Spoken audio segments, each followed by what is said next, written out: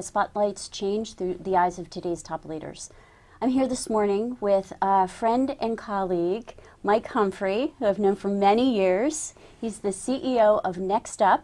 And of course, my name is Tara Seeger, host of the show, and I'm thrilled that you're here. Oh, well, thank you for having me. Yeah, I'm excited to talk about some of the things that we're talking about today. I've been learning along our process of kind of, getting into this material and getting into what you really do. So tell me about Nextup, speaker management. Tell me about this world. Well, I had been a speaker agent for 28 years. I had gotten into it when I was in college. I used to run the entertainment board, and I love the industry because it has a chance to affect change. Yeah. I just decided a couple years ago to start my own speaker management company because I saw a lot of speakers who they have the opportunity to really spread a great message and to make some nice change out of it. But they needed someone who understood the industry, who could help them build their marketing materials, help them direct their content, help them build relationships within the industry and build their brand recognition. Which today, the business side of it is important. Yeah. I mean, as you know, we've been talking and I've been learning about this. I mean, the value of being represented, really, right? And managed and marketed. If you have a gift or talent around speaking, it seems like a kind of a pivotal, critical thing to have if you're looking to grow in the industry. Tell me a little bit, because we were talking about speakers and presenters and keynotes, and I run an organization called the NJOD, and we do an annual conference every year. And so we're always in this place of being out there and reviewing people's presentations and content and who's talking about what and what's really important. And we're always weighing out this, kind of content versus charismatic presentation. And obviously, we're looking for all of it to be in one, right? Because sometimes somebody will write a great book, but on tour or in a presentation, they just don't have it. They can't present the material. So what makes a good speaker? I think it has to start with understanding an audience first. I go from the outside and move in. I think understanding what's important to an audience and then presenting a message which can do more than maybe just entertain them on the surface. But the more effective speakers that I know are able to get inside to the mind, their heart, because that's where change is affected. For a speaker, you have to be good at just presenting. It's okay to be a little fearful, to have anxiety when you get up and speak. Sometimes that actually fuels additional energy. Right. But you have to have a willingness to tell stories. Yeah. The stories need to resonate. Stories are better than facts. Most people who complain about seeing public speakers, it's because there's a bullet point slide deck, and it does more harm than good. Presenting information can be done in a way that people really understand it, And as a speaker, you really want to feel that an audience is getting what you're saying. I don't have. There are people who talk about topics that I never knew someone talked about before. Right. So that's not a particular topic. Isn't the issue. But does it align with what the audience needs, their values, what they're looking for? Right. So just imagine yourself sitting in an audience at the event you're talking about, and they came in to talk about something that you had no interest in whatsoever. Oh yeah, right. No, of course not. And so there are a lot of aspects to it that can fall flat. Yeah. I mean, and I think because again, I've seen some brilliant people with fantastic content that was very relevant to our audience's needs, get up and not be able to really convey that. And, as you mentioned, not tell stories, but be very factual. And potentially it's that fear of public speaking that got in their way as well, because not being comfortable with the audience, right? At the end of the day, you have to make your audience comfortable. If your audience is uncomfortable because they know you're fearful, bad news, right? That's certainly, you know, but you're dealing with people that are really forward thinking and people who have some futuristic content as well, right? Well, yes, absolutely. I decided in starting my own company that I only wanted to work with speakers that really intrigued me, created passion for what they're talking about, and can really move the world forward, even if it's just one person at a time in an audience. Right. Talking about areas of leadership, because leadership changes. Yes. Right? Leadership has aspects that will always remain the same, and they have aspects that are radically changing faster than people can understand them. And so finding the proper balance, and we're not talking about people who are stealing other people's material and then deciding to change the wording so it sounds like it comes from them. I'm talking about real thought leaders who are exploring new areas. Areas about decision making, the new techniques for new decision making, or taking a look at really the difference between trying to motivate somebody to get something done and inspiring the passion within somebody to get something done, and the radical change that happens. Mm-hmm. But you know, in technology, which is changing dramatically, and people are scared. So much, yeah. Mm-hmm. With everything, all the talk about artificial intelligence and drone technologies and biogenetics and cryptocurrencies, and people are like, oh my God, like where do we stand? What should we be doing? How do we understand this world? Right. But even some things, just basic things like teamwork, with all the effects that are going on in business today. Yeah, with the major changes, you know, and teams are constantly reconstructing, right? So how do you form a cohesive team in a short period of time? Yeah, and change, because change is happening so fast. Absolutely. And topics, it's like a roller coaster. So topics will appear and they disappear. They're evergreen topics, which stand the test of time, you know, leadership and teamwork and the future technology, those kinds of things. Right. And there are those that pop up and then they disappear. Right. And they trend for a little while. Virtual reality is one that trended very highly maybe 3-4 years ago. Sure.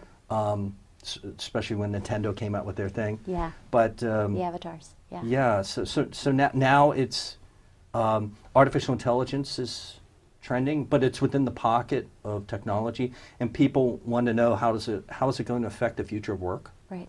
Is my job at stake in the future? Yeah. How do I outfit my workforce for the future? Which industries are going to be dramatically impacted? I can keep going. So.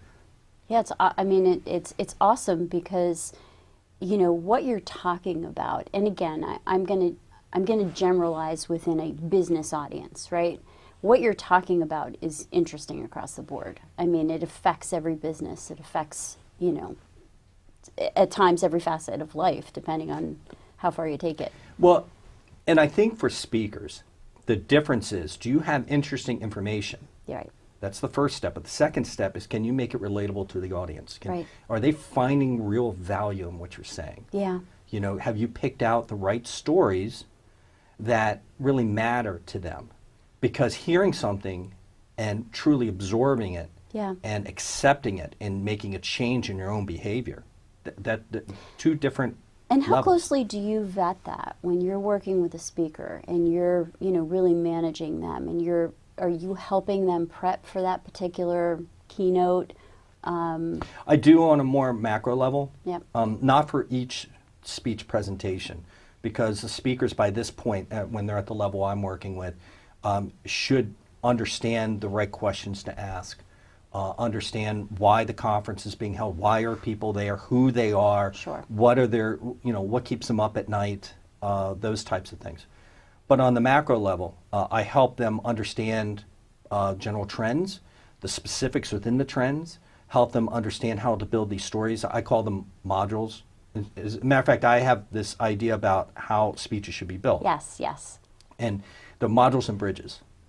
Okay, the a module that you and I talked before, it's kind of like a song, right? Right. A song list at a concert. Yeah. But you have spent so much time developing the story Yeah. that you know it by heart. Right.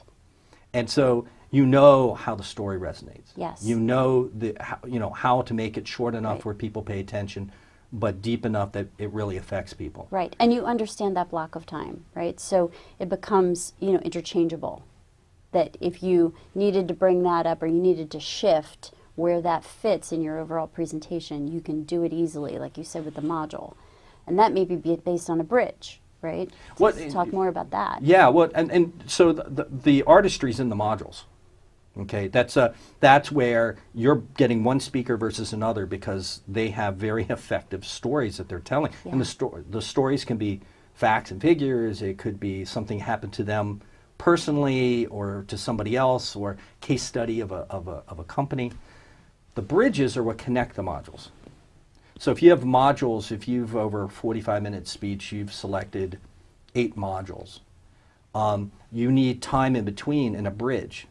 So the bridge tells people why they just heard it, what was important about it, why you're moving into the next story, the next module, why they should pay attention, what they should draw out of it. So for speakers, the idea is that the modules belong to you and the bridges belong to the audience. If you are going to customize a presentation, have a library of modules you created, select the ones that are best for the audience, tinker with them if you have to, but most of the time it's more organic when you're actually on stage. You're just telling the story and you can see what's affecting people. Right. But the bridges are incredibly important for the audience because that's when you're signifying this is why it's important to you. I just told the story. Now let me tell you why it should matter to, the American Association of Mayors. Right, right. Yeah, no, I mean, it's fabulous because even when we were talking and you were breaking it down, you can recall, that I remember seeing somebody who was so impactful, and this is that when I'm thinking about this is why, right, and leading the audience to the next module and why that's important. You're really bringing people with you as opposed to just flinging information out at them. Super valuable. So 2 things I want to talk about. One, in this industry, why is it valuable for a speaker to work with you? As opposed to, just being out there and kind of opportunistically booking their own stuff. Well, I think it's a great question. I think what happens is that since it's an industry that kind of works behind the scenes, it's not seen. Yeah. Most people don't even know that there's a speaking industry or that there are more than 200 speaker bureaus worldwide, or there are more than 750 speaker agents who are making their living just selling speakers to colleges and universities and corporations and associations. A lot of speakers don't need any help whatsoever, but that is a very small, less than 1%. They're well known. They're on a big TV show. They got a series of #1 best-selling books. Right. They're celebrities. They were president of the United States. They can build their own organizations or have their own assistants handle a lot of that. Yeah. And honestly, unless they just like to have someone who's an agent or a manager, I think though that a lot of the speakers, they work for a living. Yeah. They have full-time jobs. That's the reason you're bringing them in, because they work at Google. They work for a magazine. They are an on-air personality. They're a professor at a university. Whatever the reason, and that's the expertise is that, not the speaking. They don't know the business of the speaking. Right. They know, and that's why bog them down. Have them concentrate on the artistry. Right. Becoming a great speaker and really changing lives and an audience. Have someone else deal with helping them keep their materials fresh, and their content fresh, and seeing the shifts in what people were asking for, what an audience finds of value, and help them coordinate that. Right. Take that off their plate. Right. Right. And that's what a manager does. Well, a manager and good agents Yeah. will do that. Mm-hmm. Right now, there's so much competition from the agency business that I do believe a lot of time that they're chasing a transaction versus promoting careers of speakers. Mm-hmm. I think that's a trend that will be continually affected, especially with artificial intelligence as it gets introduced into the marketplace. Right. Right. So I think Interesting. agents have to make a decision about how they're going to be working with speakers in the future and the value they're delivering to the end customer, the event producer. Right. So it's going to be interesting to see how that unfolds. I like the management part of it because even if artificial intelligence infects the industry, we'll be feeding the machines. Right. We'll continue to feed it content Yeah. with videos and articles and books Yeah. and speech topics. Right, because it's a whole different level of presence, right? I mean, you see that in terms of it's not just if you're somebody who, as you mentioned, has the content, has the story to tell, potentially has written a book or is thinking about it. There's that aspect of it, but then there is, okay, how are you building that brand personality on social media, right? How are we reflecting that in potentially which presentations we're accepting and where you're speaking, right? You start to build, it sounds like that whole world, really. Well, I'll give you two examples. So more than 20 years ago, about 25 years ago, videos started really being a major tool for people deciding on the speakers they want. Right. Finally, bureaus had the money to mail out video cassettes, VHS cassettes, and that affected, all of a sudden people can actually see the speaker they were considering. Right. Well, now with YouTube and Vimeo and the ability to post these things for free, it's standard. A trend that's kind of like that now, especially for conferences where people are fighting for audience members. It could be a public conference or it could be a customer conference, where companies say, I know there are 4 conferences you want to attend, but we can only afford one, so you pick it. And conferences are now fighting to get you to attend. So they're looking at speakers who have very large social media presence. Yes. Right, a lot of fun, and they'll pick their own. Right, they'll say LinkedIn is more important, Twitter is more important, Facebook is more important, or some combination of that. And so this is one of those areas that speakers now have to pay attention. Some speakers get it, and they Yeah. just love the social media space, Yeah. and they see the benefits that come out of it. And some have said, well, it's a lot of effort. I didn't see a lot of return. I'm pragmatic, so why would I spend more time or even money building that following? Yeah. Yeah. But we're seeing the effects on how speakers are selected Right. that are now weighing a little bit more heavily than it did, let's say, a year ago. You could have two terrific speakers, and one might be chosen because they have 5,000 more followers. Yeah. Yeah. Right. It's about visibility. It's about, that conference being able to connect with that person's social media world as well, right? So it's really kind of changed everything in terms of that. But so somebody who is, what's maybe a good resource for somebody who believes they want to pursue this or kind of just starting out in this arena?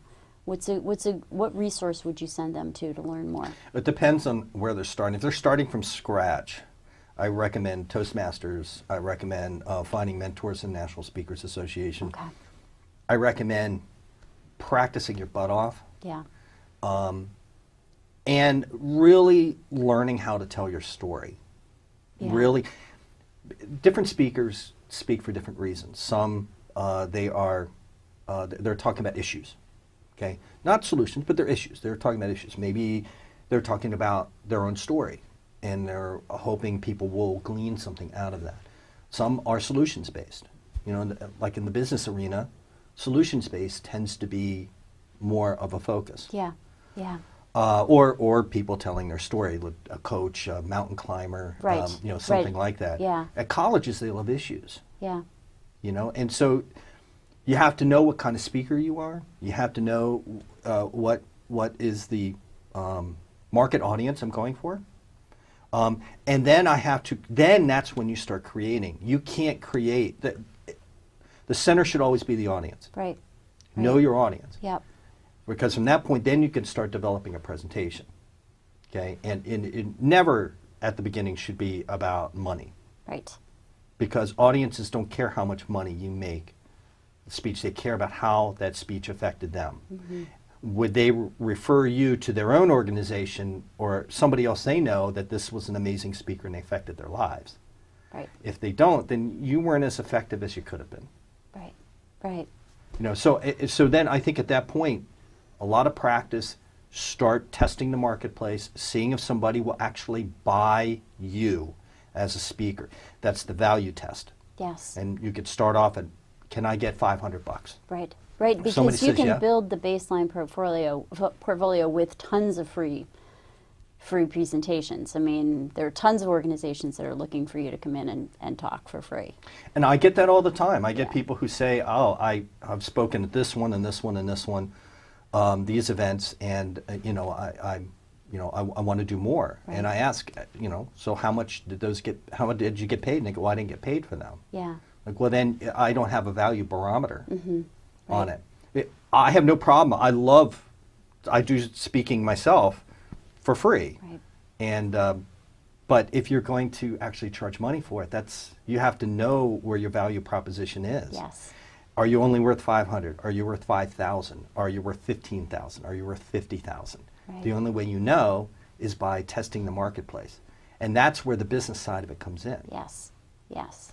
Yeah, and that's where working with someone like you, I mean, you're directionally, and it sounds like you're working with speakers at this level that pretty much know where their where their marketplace is and where their value is. But But that has to get nonetheless, I adjusted. mean, yeah, it does. That has right? to get It adjusted. keeps Even moving. speakers that's part of the issue. Seen many times where an author hits a book in the top 10, a business book. The book has a half-life of 9 months. They were able to get a lot of speaking engagements in a short period of time, and then once the book disappears, so do they. They did not adjust their value. They did not build their speaking career for the longevity. Right. So they took the money and ran. Right, but this is why working with a professional, I think, can guide you, right? Versus just trying to figure that out yourself. I think, I'm seeing that as a huge part of the value. Yeah, well, it is, and I like that part of it. Sometimes I get a little pushback from people who are like, I don't know if I should adjust my fee. I don't know if I should be moving into this topic area, or if I do, where do I start? What's the genesis for it? Right. That's not my area of expertise, and there comes the cold reality that hit some speakers that what I was talking about was of value, and it's not anymore. Yes, right. And it's like a cold shower. I don't like it. The speakers especially don't like it. You adapt and change, or you That's kind of right. get left Yeah, behind. and that's the world we're in, though, right? I mean, that's the truth of it. So I can see how valuable it is, though, working with a guide, professional who's been in the industry for many decades, who knows this fluctuation and can guide somebody through it. I just see a huge value in that. Well, and there have been some trends that I've seen that have kind of changed, the industry too. One that I loved was moving away from the podium and the use. At first, it started with just PowerPoint slides, Sure. but now people are using film clips. Absolutely. They're doing some absolutely amazing things, which augments, if you're done right, it augments the presentation. Yeah, right? So absolutely. it makes the presentation feel big. It can add the emotional and intellectual weight to the program. Yes. A trend I'm seeing now is finally, I've been in the industry 30 years, and I'm finally seeing more women speakers in the business arena. Right, absolutely. Absolutely. A frustration of mine. I had worked with the college marketplace for 6 or 7 years. Moved into the business marketplace partly because I saw a lot of change being affected by the right speakers coming in. Yet the majority of speakers were white guys. I know. But Mike, I love that you realize that, and then you are kind of putting that towards the front of your agenda, which is fantastic. And it's showing it's a level of expertise that I think you know, people not in the industry would not have.